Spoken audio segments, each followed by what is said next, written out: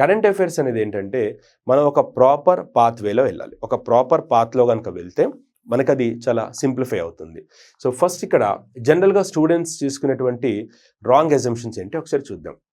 You can know all the current affairs in the world, but if you follow the wrong method you will still score లో.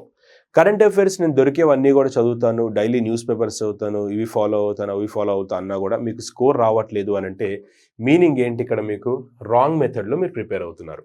Wrong method అంటే ఏంటనంటే like too many sources కావచ్చు, multiple options కావచ్చు. నేను మీకు అది explain చేస్తాను. Most students don't fail due to lack of knowledge. జనరల్గా కనుక చూసుకుంటే స్టూడెంట్స్ ఎందుకు ఫెయిల్ అవుతున్నారంటే ఇప్పటికిప్పుడు మీకు ఎగ్జామ్ పెట్టినా కూడా 50కి 15-20 క్వశ్చన్స్ అని మీరు రాసుకుని బయటికి వస్తారు. కానీ ఆ స్కోర్ మనకి జాబ్ తీసుకురావడానికి సరిపోదు. జీరో నాలెడ్జ్లో అయితే ఎవరు ఉండరు. ఈవెన్ ఒక లేమెన్ కూడా తీసుకున్నా కూడా 10 క్వశ్చన్స్లో కనీసం ఒక క్వశ్చన్ కైనా క్యాపిటల్కి లేదా ఏదో ఒకటి ఆన్సర్ చెప్తారు. కానీ ఇక్కడ నాలెడ్జ్ లేకపోవడం వల్ల మీరు ఎగ్జామ్స్కి ఫెయిల్ అవ్వట్లేదు. దాన్ని ఎలా అప్రోచ్ అవ్వాలి? సో ఒక రాంగ్ స్ట్రాటజీ తోటి మీరు ఇక్కడ ఓవరాల్గా ఫెయిల్ అవుతున్నారు. కరెంట్ అఫైర్స్ స్ట్రాటజీ అనేది చాలా చాలా క్రూషియల్. మీకు ఏం చదవాలో తెలియాలి, ఎలా చదవాలో తెలియాలి.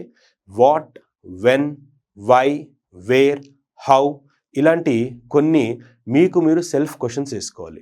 కరెంట్ అఫైర్స్ అనేది మొత్తం కూడా 5 W's చుట్టూ తిరిగేటువంటి ఒక గేమ్ లాంటిది.